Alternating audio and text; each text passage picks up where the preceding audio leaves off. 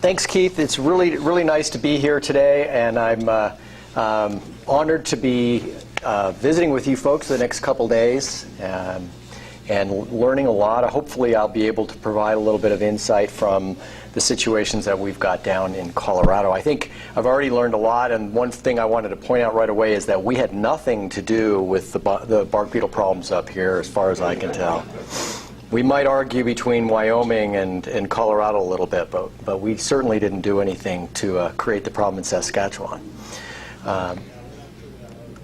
So Keith mentioned the range of bark beetle leads down into Colorado and below, and what I wanted to do today was provide a bit of context from what we've experienced in Colorado, and with the hope that it'll maybe provide some compare and contrast value for you folks up here. So I was going to give you a little bit of a background on Colorado and some of the history on the bark beetle outbreak and a little bit of general patterns that we've been experiencing. So just in a quick nutshell, this is the state of Colorado, and we've got about 100 million square kilometers of forest. Sorry, it takes me a while to go back and forth between metric and U.S. area. So like in Alberta or in most of the forest is in the western part of the state. Denver is about here for reference. I live up in Fort Collins about here. And what we see is a sort of an elevation gradient from Spruce-Fir forest. We get into lodgepole stands. We have mixed conifer, which includes limber pine and some other five-needle pines, and then down into the lower montane forests. And of the forest land we have in Colorado, about half of that is in these high elevation forests, and most of those are susceptible to bark beetle. We also have had quite a bit of bark beetle in our pinyon juniper forests, which grow in sort of open forests more to the west and down into the southwest. So I'll be covering a little bit of that today. So one of the things that's kind of unique, and this photo kind of says a lot to me, you know, we live in this world thinking about all of the trauma that's going on down here, and you can see what a small little blob of lodgepole pine that is compared to what's going on up here. Of course, you realize that. For me, it was sort of a big eye-opener. I've looked at a lot of the spread map, but when you sort of look at it in that context, and in the lodgepole forests in Colorado sort of end. This is the southern extent of these forests down here. This is again Denver, so getting down into the northern part of the San Juans. That's the southern extent of these, and that has potentially some climate change relevance as temperatures increase in Colorado. As species start to move north, we may be losing some of this population in Colorado.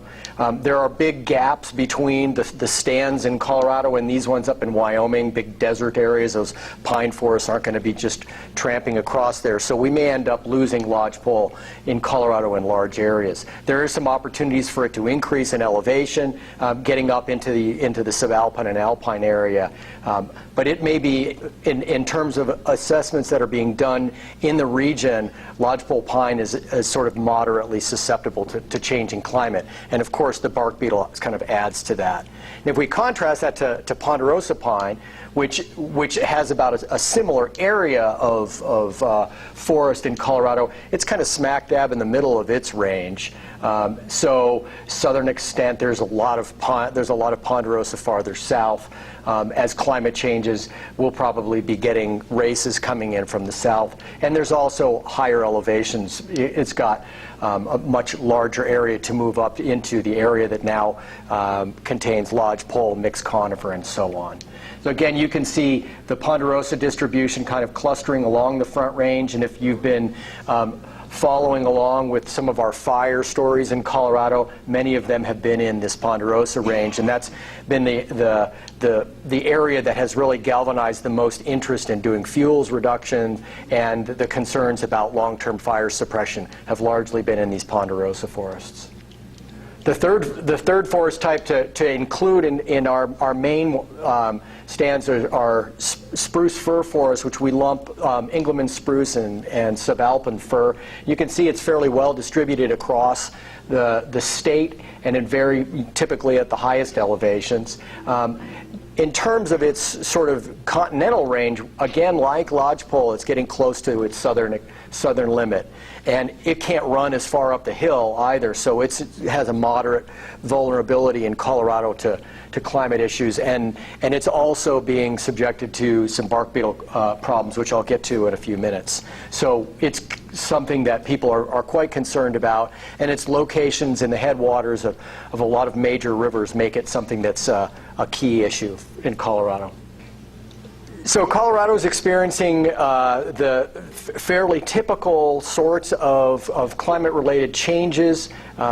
I was speaking with Barry earlier today and realized that it may differ from some of the things that have been experienced here in Alberta, but we've been seeing increases in temperature that follow the trends that have been seen throughout the U.S. and globally.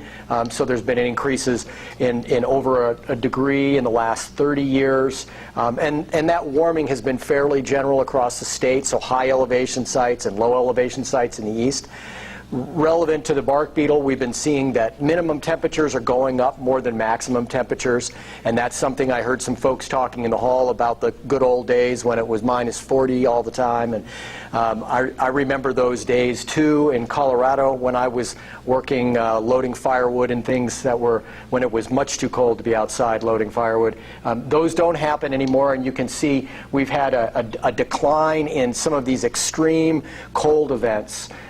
This year may be a bit of a return to the good old days, but for the last 30 years we haven't had these long-term freezing events. I work at a place called the Fraser Experimental Forest, which used to be known as the icebox of the nation in the U.S. It's no longer called that, and it's probably because of those sort of long frigid periods have sort of abated now. So that's one big thing we've been seeing throughout the state, and it's very relevant to the bark beetle question, and probably had a lot to do with the outbreaks. The other piece is the precipitation part, and it's a lot harder to pin that down. There aren't long-term precipitation changes in Colorado, but there are hydrology relevant changes. So we see the snow water equivalent on April 1st has been reduced for the last several decades, mostly because of temperature changes rather than the amount of precip coming in. We have much earlier runoff. So that translates into a longer snow-off period, and the fire prevalence increases because we have a lot longer period for soils to dry down. So not only does that mean that we have runoff when we don't need it, perhaps, in terms of the farmers' fields, but it also increases the period of time when we could be looking at fires. And we've seen increases in drought as well over the last several decades. So to bring it into the bark beetle question, this is sort of the comparable graph for Colorado that we've seen for the provinces. The bark beetle outbreak started about the same period. This is 98 or 96 here. The main bulk of the bark beetle outbreak was during the 2000s, and our biggest years were between 2004 and 2011. The peak happened about 2008 and has been dropping off very rapidly since then. This is all pine, but and largely lodgepole pine. You see here about 70% of the pine acres that have been hit have been in lodgepole. About 26%, I believe, in Ponderosa, and a very small amount in some of the 5-needle pines. So in Colorado, the predominant piece has been in lodgepole pine. So about 1.4 million hectares total, and that's kind of hard to gauge where all of those acres are in lodgepole pine. If you recall, there isn't even 1 million acres of lodgepole pine in the state, but there's 0.7 of mixed conifer, about 0.8 of ponderosa, so that those acres are kind of spread around over those different forest types. Now, if you want to put things into continental perspective, which this is one of the things that's been really useful to me, is to think about what's going on in Colorado in the context of what's going on up here. This bioscience figure of Ken Raffa's from a few years ago kind of visually helps a lot. You can't hardly even see what's going on in Colorado when you look at this, because you're riveted to this huge smear up here. this is all of what I showed you is right here in Colorado, and then dotting up through Wyoming, Montana, and up into this area. So, you know, I guess some people say size matters. I guess 100% is 100% no matter what. And in Colorado, we may have lost about, we might have affected a bit over 1 million hectares compared to 18 or something up in British Columbia. But it was a sort of the depletion of hosts in both of these situations that dropped both of these things off. So, you know, our biggest years were nowhere near the years. You're still having, you know, trivial years of bark beetle outbreaks here, you know, 1 million hectares, where in Colorado, that would be all the pine in 1 year. So, but I think that's kind of a useful sort of context there. Some recent work in Colorado, this is from some folks from CU kind of talking about how the bark beetle moved through our stands. This is a map of the Colorado-Wyoming border. I've showed this a couple times. This is North Park, for those of you that know. Again, the Front Range, Denver would be here, Fort Collins here. And a couple points I'd like to point out. The bark beetle started in Lodgepole in these areas in the late 90s and early 2000s, and started in disjointed populations throughout this northern part of the state. And then in a lot of these early locations were droughty, low productivity, and for Lodgepole, lower elevation. In subsequent years, as it moved, as it sort of expanded, it kind of smeared in between these areas and moved to higher productivity sites, wetter, perhaps a bit higher elevation sites, filling in between these areas. So this is sort of all the area around Rocky Mtn Nat'l Park. Moving down, this side is over by Steamboat Springs. Where I work is down here, the Fraser Experimental Forest. I'll be talking about that tomorrow. But during that decade, it sort of smeared into these areas. And the obvious point here is that since it started in various locations, stand structure, site-specific conditions probably had less to do with it than some of the climate drivers. And the other point is that bark beetle has moved into Ponderosa over time, but Ponderosa wasn't sort of responding to these same cues. During the peak of the bark beetle outbreak in Colorado, folks continue to be concerned about when is it going to move across the divide and get into Ponderosa and then rip up and down the divide. It has moved into Ponderosa, but it hasn't done the same sort of expansion.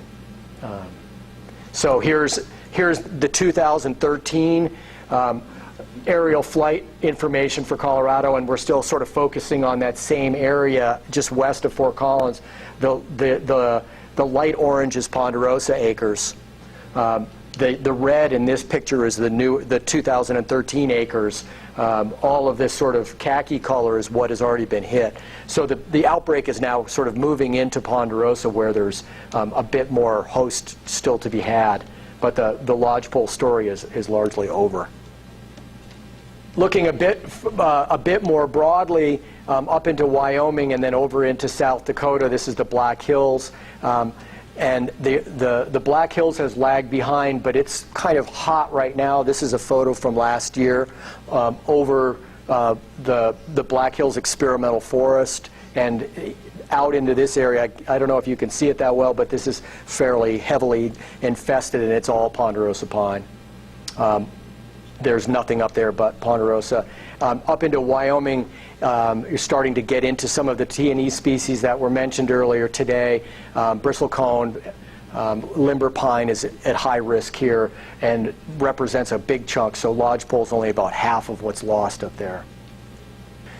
So going back a little bit to some of the climate cues, this is a graph from the CU Schoenagel and Veblen paper looking at sort of the 10-year pulse of Lodgepole. You can see Ponderosa sort of blipping up here at the end. We kind of think about these two triggering events, and I was talking to some folks today about that 2001-2002 period. This was very notable in Colorado because that was the year of the Hayman fire.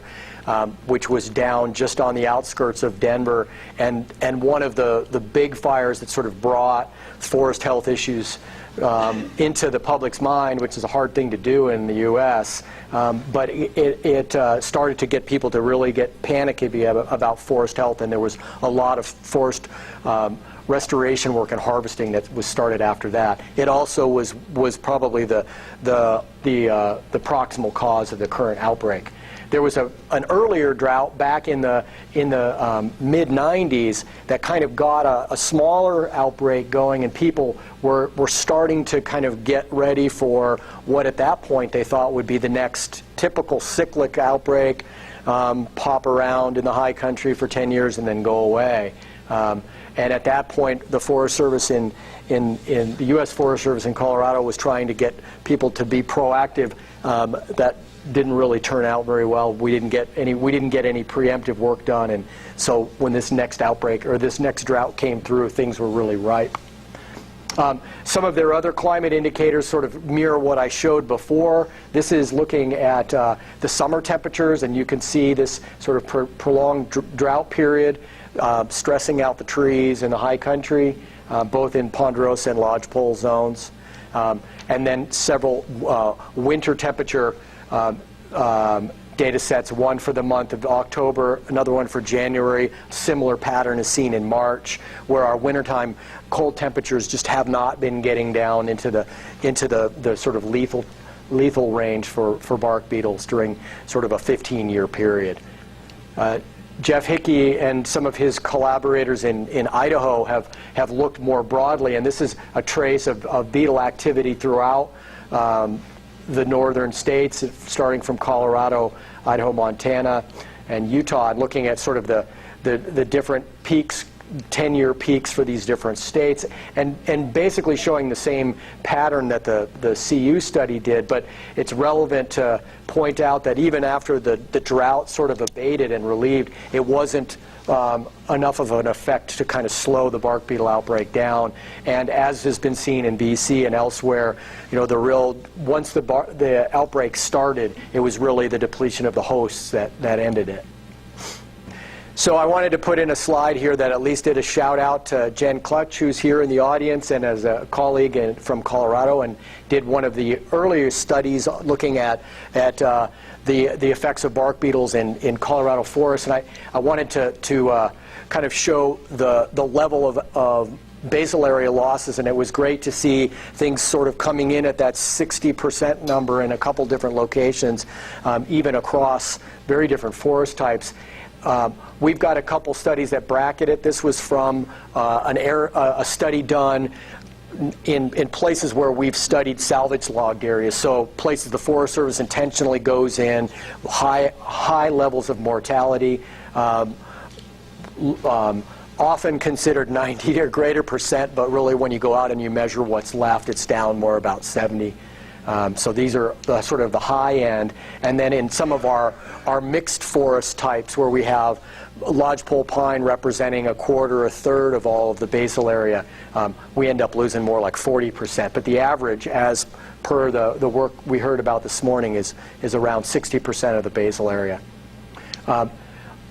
Something noteworthy from that work from Hickey and colleagues was looking at Landsat imagery in this sort of northern Colorado, Wyoming area, and they were able to go out and look grid cell by grid cell on a Landsat unit and see the beetle outbreak moving through in about 3 to 4 years and lose about 20% in each consecutive frame. So each year they were losing about 20% of the stand.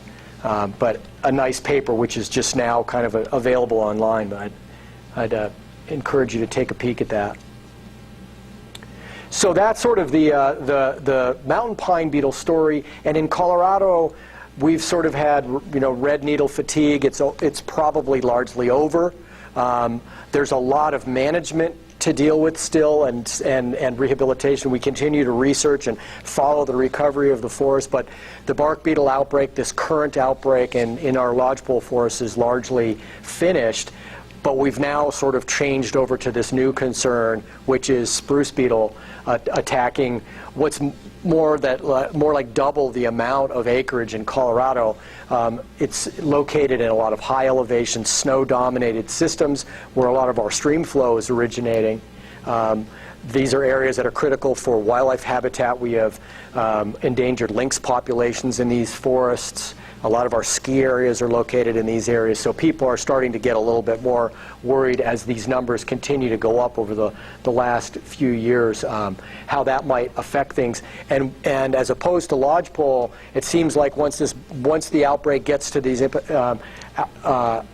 epidemic levels, it's moving very rapidly. So there have been sightings where in the southwest part of the state, down in the San Juans, it's affecting drainages in 1 year, where it goes from, kind of first hits to the whole forest gone within a year. So fairly impressive and fairly large concern.